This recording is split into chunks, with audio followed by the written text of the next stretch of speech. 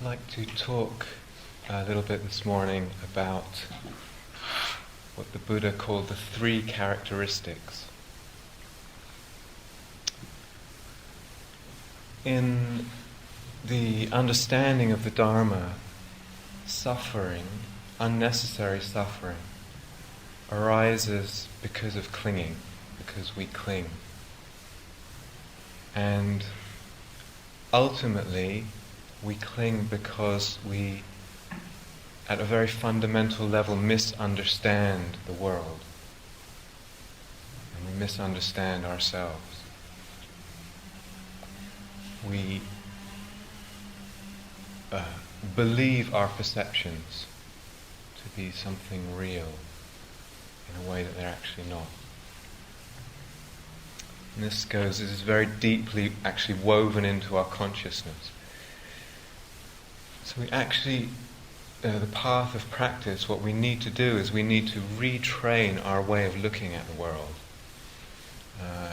Retrain our way of looking so that it doesn't lead to suffering, to problems, to difficulties for ourselves, but retrain it so that it leads to freedom.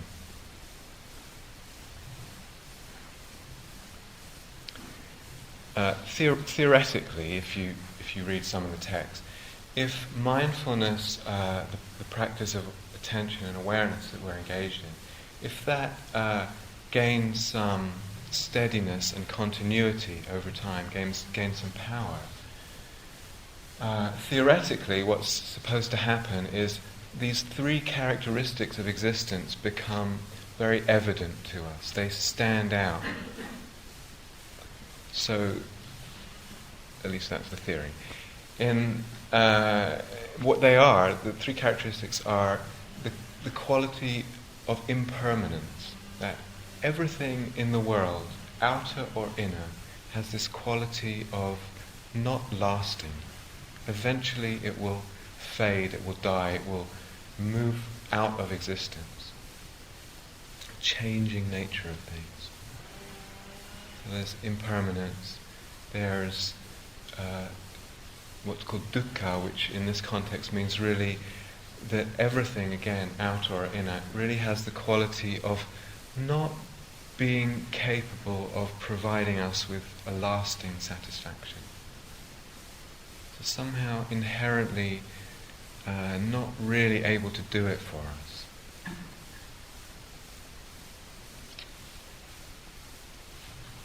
So impermanence, dukkha, this quality of unsatisfactoriness. And the last one, anatta in Pali, which means everything that arises is not self, it's not me or mine. It doesn't belong to me, nor is it me. So I'll talk a bit more in detail about these as we go through. So impermanence, unsatisfactoriness, and this quality of not being me or mine, not belonging to me. Now, what's quite important to realize is this isn't just a sort of intellectual idea, it's just another Buddhist list, and right, I understand that, and we sort of put it on the shelf and go back to our practice. They're actually the Buddha was actually not that concerned with making these statements about reality and then just saying that this is how it is, folks. What he was concerned about is something very practical. It's like, actually, you should look this way. You should engage in this way of looking at the world if you want to move towards freedom. If you want your heart to open and move towards freedom, this is the way that you need to actually deliberately look at the world. So what he's saying is not a statement about reality, it's an encouragement for a way of practicing, for a way of seeing the world and seeing ourselves.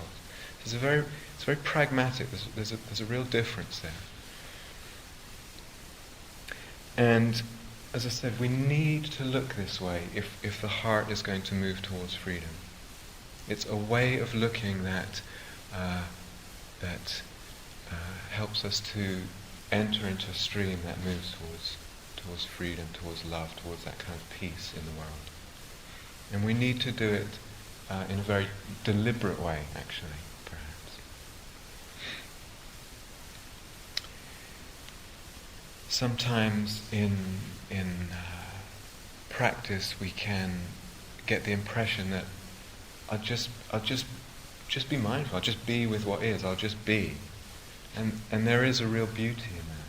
It's very much a lovely way to practice. But I would say for most of us, it's actually not going to be enough, or I would question whether it will be enough. Just that simply being with what is, it may not have enough power in it to actually break through some of the constrictions of the heart. Most often, the Buddha, when he taught, he would basically explain, get some concentration together, get some calmness of the mind together. Then he would say, and then take up your theme.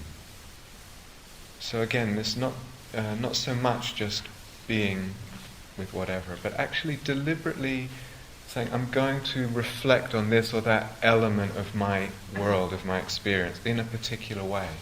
It's quite deliberate. And Ajahn Chah, probably one of the most famous Thai forest meditation masters from the 20th century, he would say, just keep filing everything away into one of these three characteristics. Just keep doing that. It's a very deliberate thing that we're adding to our mindfulness.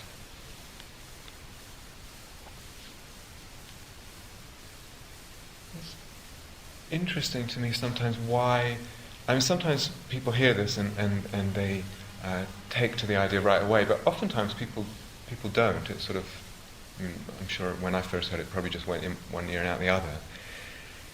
It's quite a question actually for me. Why don't we do that? Why is there oftentimes some resistance to doing this? And I've talked to a few people sometimes, and there is this bit of a reluctance to engage the mind and heart this way. It can seem like, well, I've just got so much stuff going on. There's just, there's difficult emotions going on, there's memories coming up, there's this grief coming up, fear. My mind is like a, crazy monkey, whatever. And when that clears, or when I've dealt with that, then I'll get to this other stuff.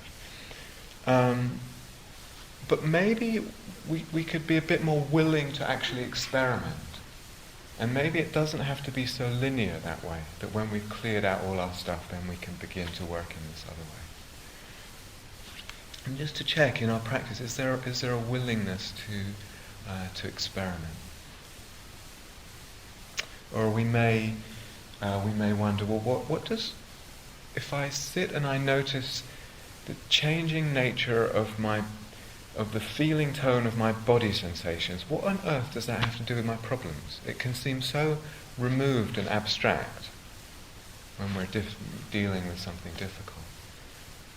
But see what it has to do with our problems. It may have something very, very real, very intimately connected with problems that seem to have nothing to do with that. To actually begin to look at impermanence, to begin to look at this qualities of unsatisfactoriness and not self.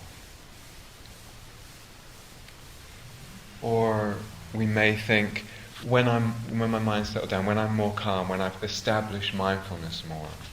But actually, as I'll hopefully explain, that looking in terms of these three characteristics actually should lead to a kind of calming of the mind. There's a real, there's letting go involved in them. There's actually some peace that comes from them. It's not that we necessarily have to wait till we feel really calm.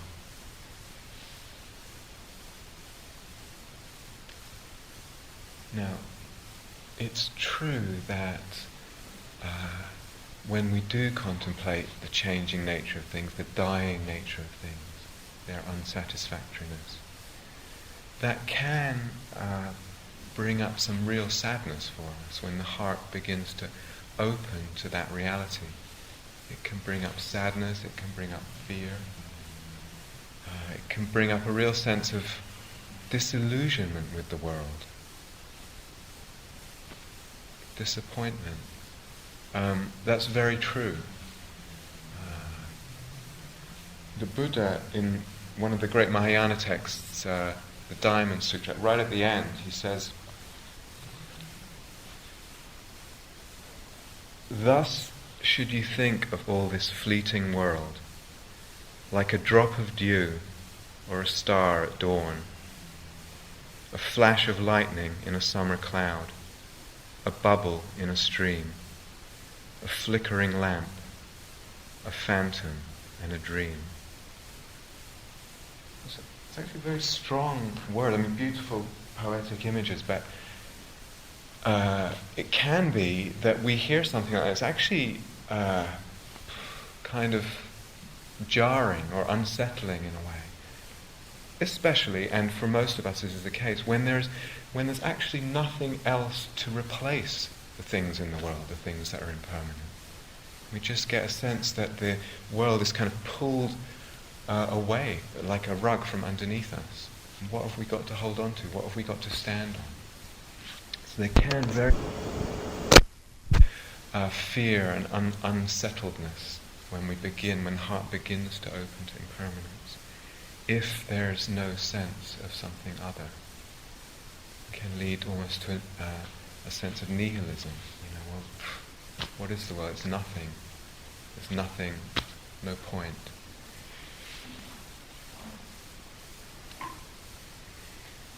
If we talk about impermanence a little bit, sometimes it absolutely is necessary for the heart to have to open to the difficult side of impermanence. So to the losses that we encounter as we move through life, in ourselves and around us when people die. It's parents or friends or family, loved ones. A certain unique expression of a person has gone from the world. The particular way they laughed, or their particular humour, their particular way of expressing love, whatever it was, or their particular things that annoyed us. It's just gone, it's passed from the world, it exists only in memory now, and that too will fade. Or we've been in a relationship with someone we love, and that ends, and those things that we used to share, the activities that we used to do, the places we used to go, that's all gone. It's all gone, and not to be repeated.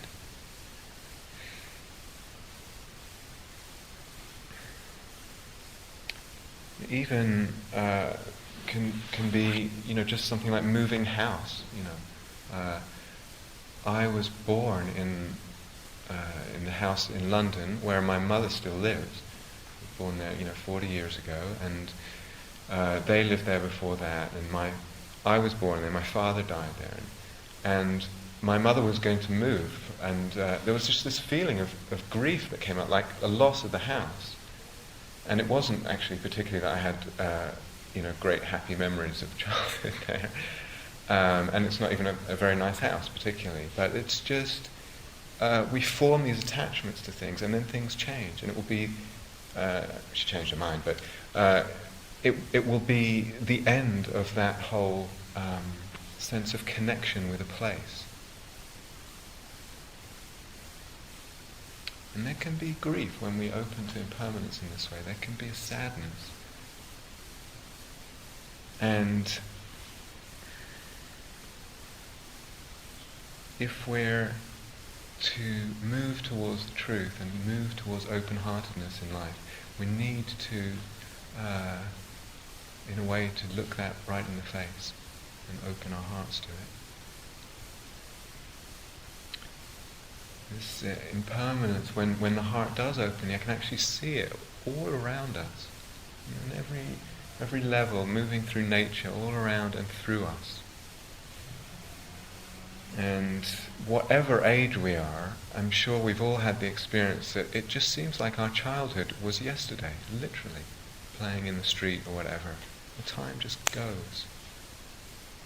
And similarly, whatever age we are, it's not a very long time till we die. Death is not very far.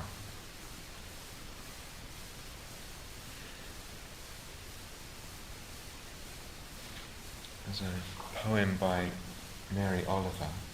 It's called Morning Walk, and about the sense of impermanence.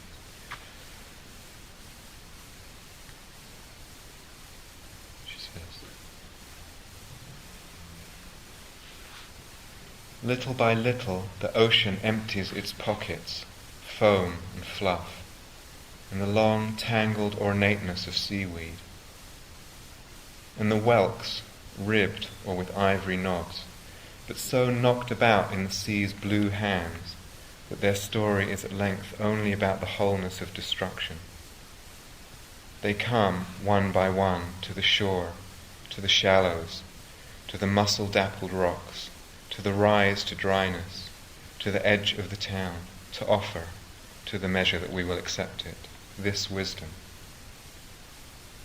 Though the hour be whole, though the minute be deep and rich, though the heart be a singer of hot red songs, and the mind be as lightning,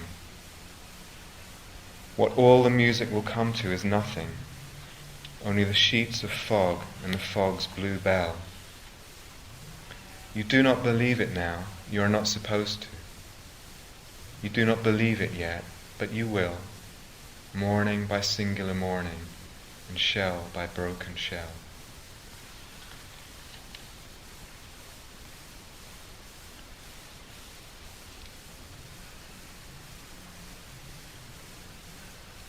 So as I say, a real part of this, not the whole of the spiritual path, but a real part of it is to really have that willingness to open to this ending of things, this dying, that it's impossible to move through life without being touched by. And can the heart be willing to open to that, to soften around it and really take it in?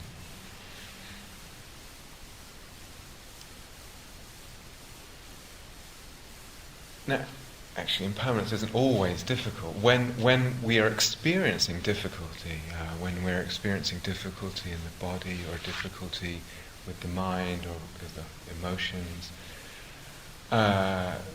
actually impermanence is something that we're glad about, because we can rest assured that what arises is on its way out. It's only passing through. And impermanence, we're quite glad of it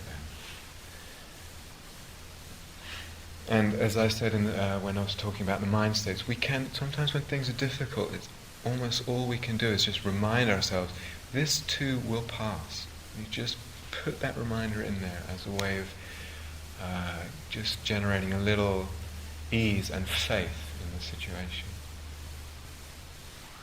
And when things seem very solid, a mind state or a condition of the body or thought streams or whatever, just to really hone the attention a little finer and begin to see what seems so solid is actually not so solid. There are gaps in it. And if we just hold the attention there, we will see the gaps, and the myth of its solidity will be dissolved somewhat. So whether something is positive or negative or just kind of neither, in between, we still need to contemplate the impermanence, contemplate the changing nature. It's not just for certain situations, it's for everything. To really, as I said, make that a way of looking. When we take it on as a practice, this contemplation of impermanence, that we can actually think of it in terms of levels. So oftentimes in this tradition, there's a real encouragement to look at a very micro level of impermanence. So see the changing nature of things really like within 1 second, just honing the attention, honing the concentration down, and really looking at the flickering nature of phenomena within a second, within a moment even. And that can be very powerful for some people, that can be quite transforming. However, my experience talking to people is that it's actually not always that transforming. You can just keep getting more and more concentrated and nothing much is happening, just seeing this very, very fast impermanence, and there's not much freedom coming out of it. So just not to have that assumption that the more concentrated equals the better. It doesn't always work that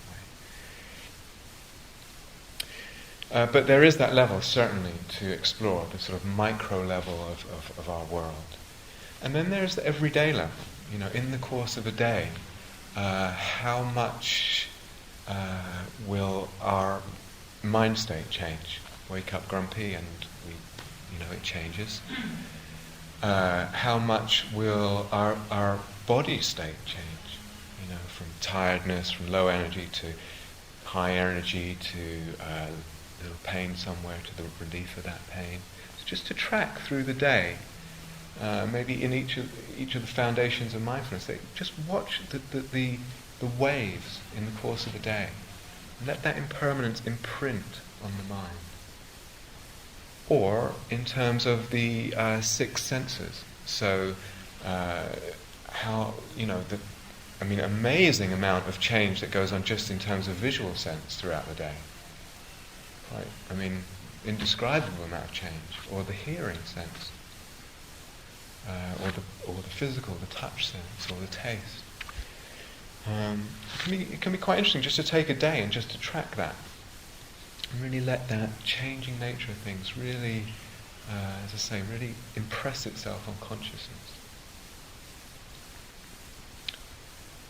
For me, for myself, I find one of the most powerful ways of contemplating impermanence is actually on a much larger scale.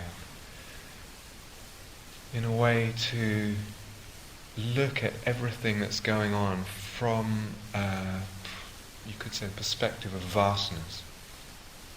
So the universe is 14 billion years old. Very, very long time. And it's going to last apparently at least that long again. And our lives are, 50, 70, 90, 100 if we're really, really lucky years. There's a tiny amount in that vastness. And actually so what happens, every sight that we see, every this talk now, this building, everything is kind of set in a context of absolute vastness, this incredible vastness. It comes and it goes, it arises for a very brief time and then it's gone. To give our perception of things, of ourselves and our lives and of moments, that context of vastness, and that context in a way of death too, because it will all fade in death. We don't know what happens before and we don't know what happens afterwards. This isn't morbid, this isn't like some depressing, it's actually quite liberating to actually have the Buddha said every breath to think of death, which sounds awful, but actually to have the courage to be willing to explore that practice a little bit and what it can actually, the way it can actually give a real sacredness to life and a real sense of wonder and preciousness to our life.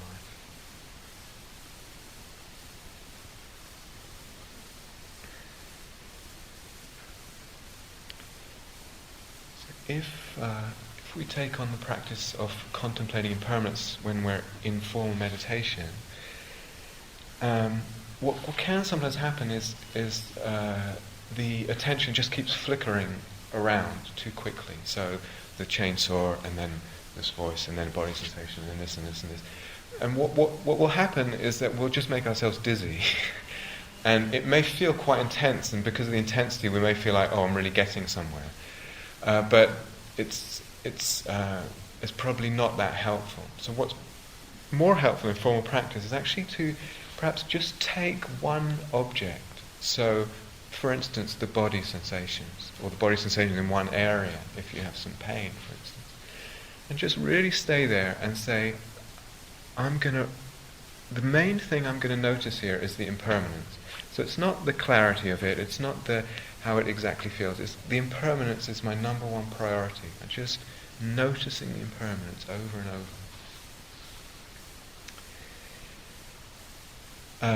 It could be that we just sit down and we just place the attention in the heart area. And we just say, I'm just going to notice what moves through the heart, what emotions, what even hints of emotion move, and just watch their changing. And just watch their impermanence and notice their impermanence.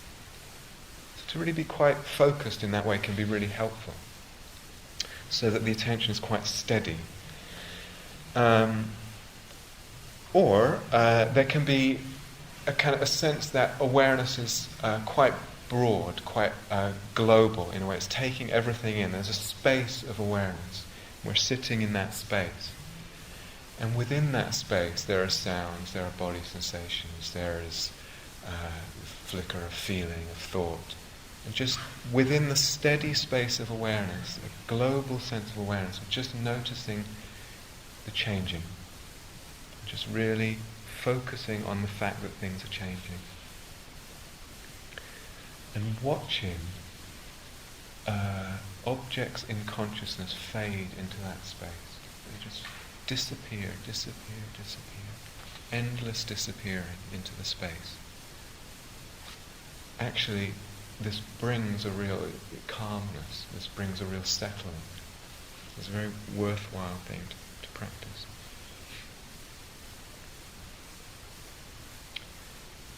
The Pali word for impermanence is anicca, A-N-I-C-C-A. And another translation of that is actually uncertain. So it's impermanent, changing, but it's also uncertain, which means that sometimes we know things are going to change. We know things are going to pass, or we know things will come to us, but we don't know when. And we can't really control that. And how much in life is timed to suit us? You know, when is it convenient for me to get ill, or a separation from someone we love, or death? When will that be timed right and convenient?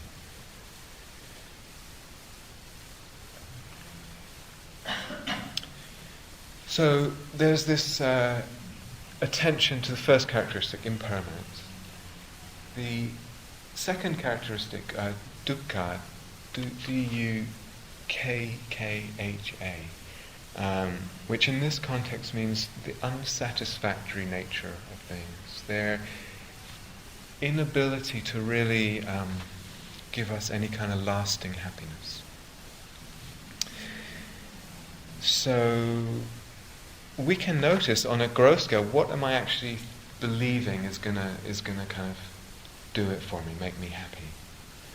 If I get this relationship, if I get that car or object or that meal or whatever, and just to notice what am I actually thinking of in that way, and then see, does it? I mean, invariably the answer is no. It may also be in terms of absence. So it's not that I want anything, I just want this cold that I have to go away, or I just want this personality thing to go away, or I just want that person to go away. You know, and we tend to think their absence or the absence of something is going to do it for us. But again, just to see where we're investing in that way, and does it do it for us? There's something too about in a way, the finiteness of things, because things are finite, and perhaps just we recognize their finiteness and we know they can't do it for us. Maybe something deep in us knows that, or longs for the infinite, knows that the finite will be limited. We have that, maybe it's just a dim, intuitive knowing. So things are dukkha, things are unsatisfactory, but not in a very real way, only when we look at them in a certain way, only when we have a certain relationship to them. So it's not really an absolute statement about things. It's when we have a certain relationship to them. At a slightly deeper level, the way to work with this characteristic of dukkha on a meditative level is to notice the suffering when we cling to something. So just to notice actually that when we cling, when we hold on, when we push away, there's actually suffering there. It might be very subtle, but there's suffering there. And to make that connection quite clear. And to feel that when we let go of that clinging, there's a release there, and to feel that release and feel the relief of it. Then in this way, through our body sense of suffering, body sense of release, we actually know, we understand, there's a real insight going very deep there. To work in this way, we have to look at the Vedana link, the link of feeling tone that we explained in the opening instructions. So something's either pleasant or unpleasant or in between. When it's pleasant, we grasp. When it's unpleasant, we push away.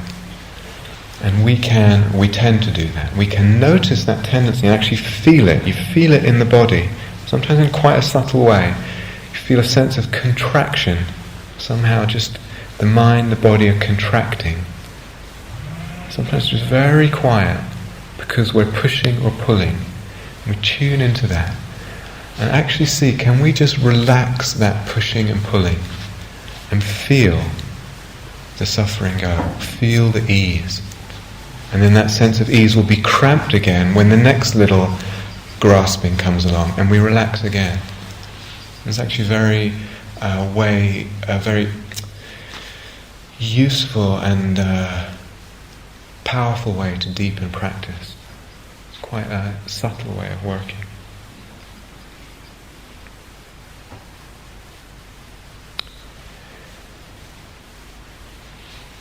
Contemplating the three characteristics moves towards a sense of freedom, moves towards a sense of peace and loveliness, actually.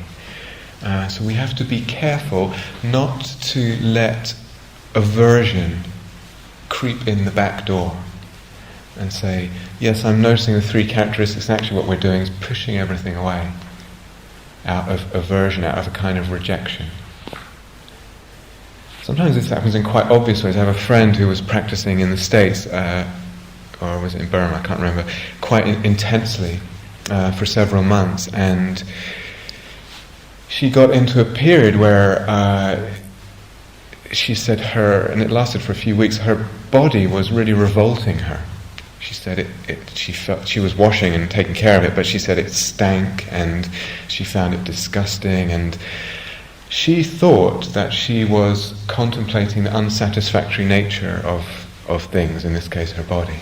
Actually what had happened in a quite a gross way was her own aversion and whatever conditioning had just really come very strongly in the back door, and it was using this sort of nice Dharma speak to cover itself up. So to be really careful about that kind of stuff.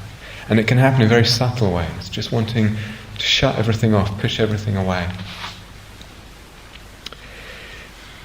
Unfortunately, if we look in some of the text, you can find, things like the world is loathsome and disgusting, and your body is loathsome, and all this kind of thing. And it's there in the text. And all I can say is I think it's some kind of corruption that's happened over time through some misunderstanding. It's not. If there's rejection, that's aversion. That's not the middle way.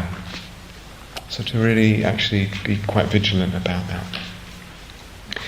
It's not that we're pushing things away. It's rather that we're letting go of certain views of things and certain relationships with things that come out of those views. And when we let go, it actually leads to life. It leads to a real sense of beauty in life, a sense of brightness, a sense of loveliness. So this is a path that moves towards that. It's not to grey, dullness, depression. So there's impermanence and there's dukkha. Anatta, this not me, not mine, is a little bit more subtle to understand. It's a little bit harder to understand. Actually, what I'm going to do is leave that for now, for this talk, and perhaps I or another teacher will devote a whole talk to that, because it's a bit more involved to understand what that means. And there's these three characteristics, and usually what happens is people have their favourites, or they have a favourite for a long stretch of time, and that's actually completely okay. So, it might be your favourite to work with this sense of clinging and the contraction and the release of that, or it might be a favourite to work with anatta or impermanence. That's completely fine. Actually, to go with what you feel is working for you, what you feel is interesting, is opening things for you. Perhaps the most obvious one to work with is impermanence, the sense of impermanence, because it's quite clear. It's just a matter of maybe noticing it more keenly. So oftentimes people start there. And then one can include the other characteristics from the point of view of one's favourite. So if your favourite is impermanence, then you can see, well, how can things be satisfactory if they're just disappearing all the time? How can they give me that lasting happiness? And how can they be self?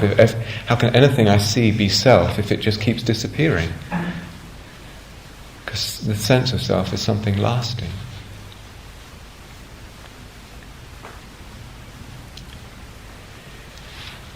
If we begin and really give some time and practice to looking, as I say, looking in this way, looking for and at, noticing deliberately the three characteristics, it can very much, over time, with practice, lead to a real sense of peace, of equanimity that just settles in the being. A real sense of spaciousness to the awareness, a sense of silence.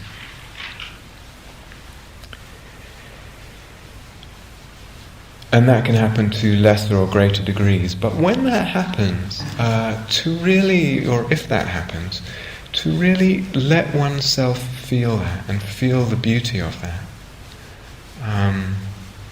Feel the silence, rest in it. To really let that touch the heart. So there's a sense of silence, there's a sense of space, and there's a sense of things coming and going in that space, and not being me, not being mine, not lasting. But the space somehow is holding all of that. The awareness somehow is holding all of that. So it's not only that we're paying attention to obvious phenomena, a sensation, a thought, a feeling. It's actually a sense of this space of awareness that contains it, and a sense of its peace and its loveliness.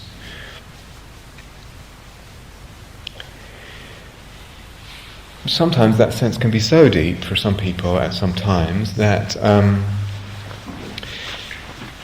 that there's a sense that it's something ultimate, that we've come across. This must be it, this must be the unconditioned, or whatever other words that we've heard about. It's not ultimate, but is very. There's a potential to find there a sense of very deep peace. And a sense of real love there somehow, paradoxically.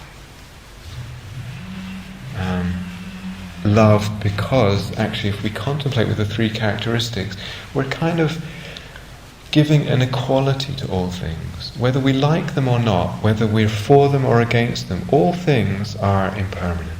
All things are not able to satisfy us forever. And all things are not me or mine. And that's a way of kind of evening things out, giving this equality to things. In that equality is the deeper nature of love. No push, no pull, no rejection, no favourites. There's a boundless, unconditional love that imbues that. So So to look in this way with practice is transforming. It has the capacity to transform us, and it's not life-denying.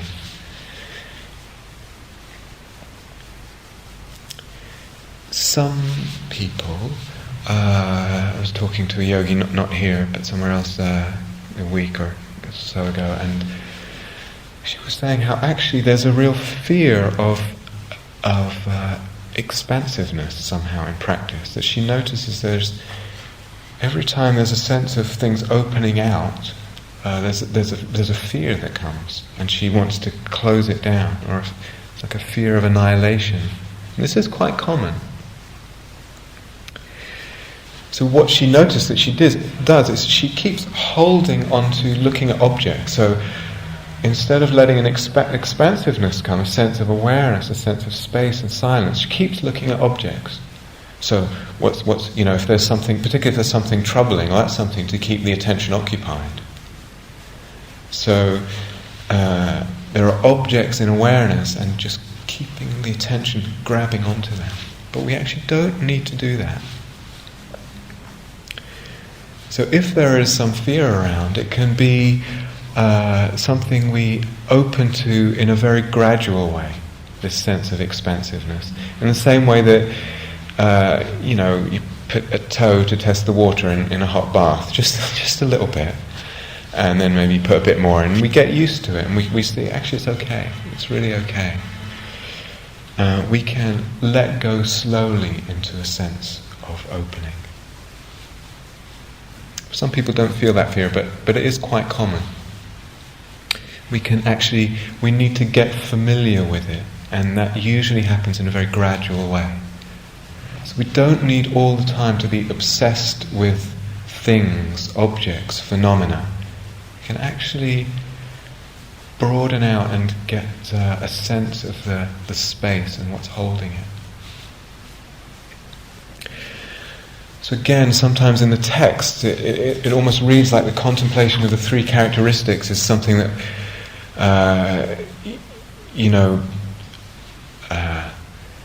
brings this huge onset of hysteria and panic and sort of pulling your hair out and throwing up and whatnot. It shouldn't be that way. It should be actually something that, there are obviously difficulties when the heart opens that way, but it is something that moves towards calmness, moves towards peace, towards a sense of freedom, towards a sense of beauty.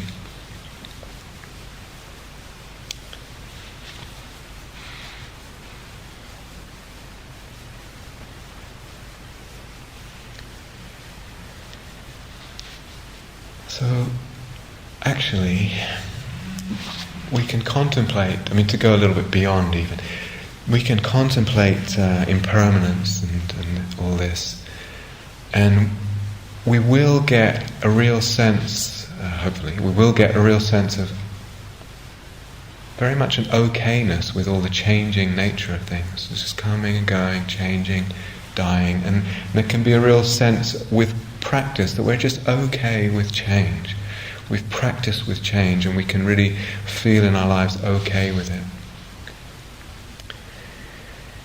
And there's a relative sense of peace, and sometimes quite deep peace with that.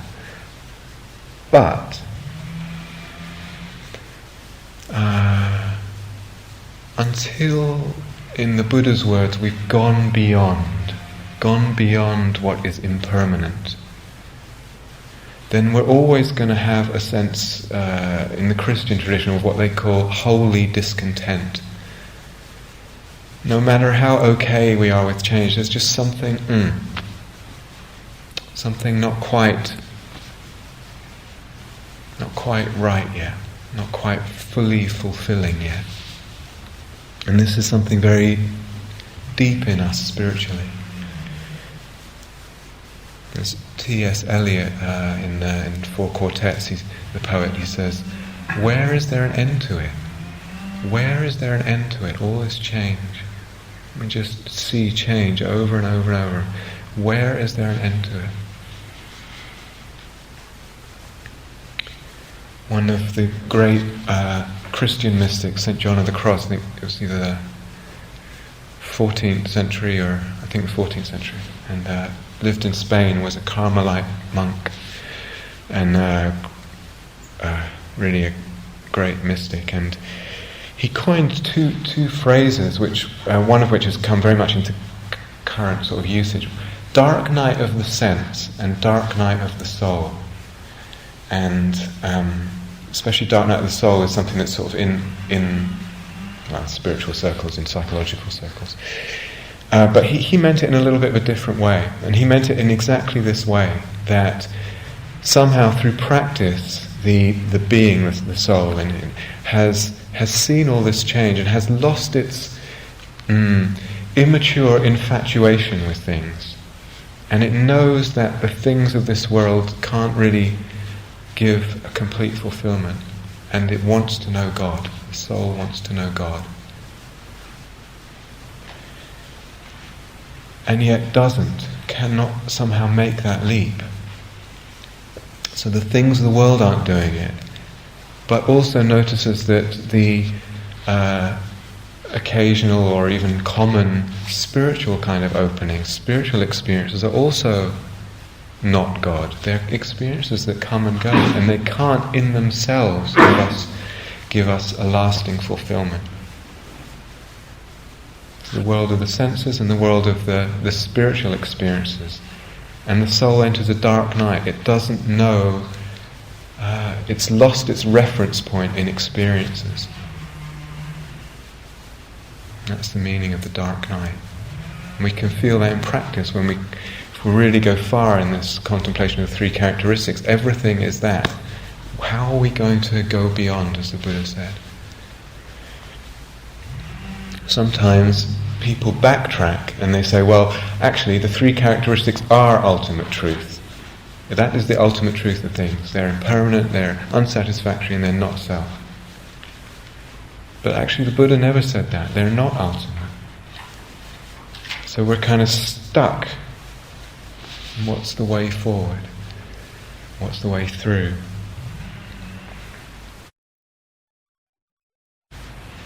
Actually, at that point we have to look even deeper still and see if everything is impermanent. We have to understand something about things. For a thing to be impermanent, it takes it to be a thing, and it takes there to be time. So something so fundamental about our way of looking, that there are things and then there is time, is actually maybe not true. We need to actually go really, really and dissolve that into. So that's one way. The other way is actually, and this is the way that St. John of the Cross forwarded, is actually, he says, the soul just waits in darkness. The soul just waits in silence. So we sense just this, in a way, loss of infatuation with things, and then there's just a waiting in the silence, in the space. Actually, T.S. Eliot talks about that too. He says,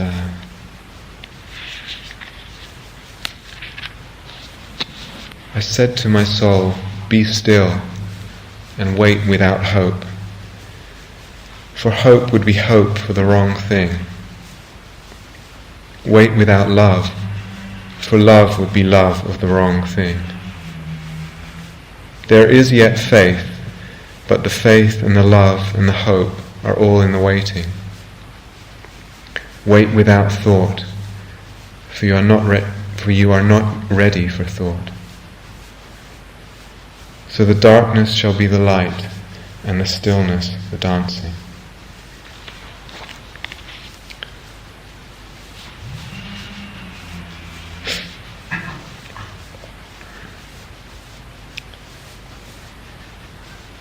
So, to finish, there are many ways that we as human beings can actually look at the world. It's quite extraordinary. This is something unique to human beings. There are so many ways that we can look at the world and interpret the world. Very, very few of them lead to ultimate freedom. very, very few of the ways we look at the world lead to ultimate freedom. There are many ways of looking at the world, and there are many ways too that lead to a sense of relative freedom. So the other day I was teaching somewhere else, and the person was asking me about astrology and all that, and I personally don't have a problem with that as a way of looking at certain issues in one's life and a way of really moving towards a degree of freedom in one's life. And certainly the different kind of psychotherapies that are around can be really helpful to find a relative sense of relative freedom in life. But our fulfillment as human beings cannot be on that level.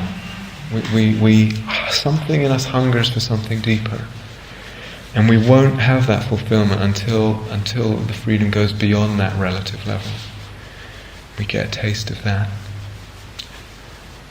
And it's not the case that we often hear it, but it's not the case that we kind of have to finish with all our psychological work and our work on the relative level and on our personality issues and all that before we begin to move towards a more complete freedom. It's not the case. And sometimes I think we actually, we have to admit to ourselves that we do, in a way we like, and we are actually a little bit addicted to our self-story and the drama that brings. And we're not too keen to let go of that. But maybe to be willing to actually try both, to explore ourselves and our story and our history and our past and what that means, and the ways the patterns we have, but also to explore this other, this moving beyond all that, through all of that.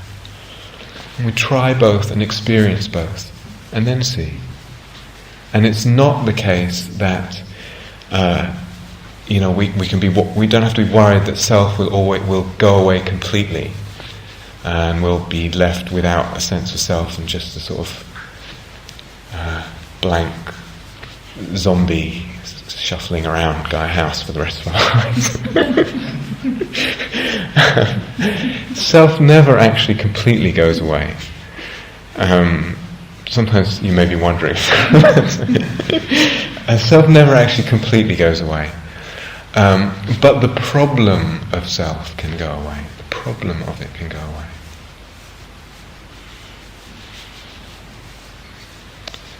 Shall we have a moment of silence?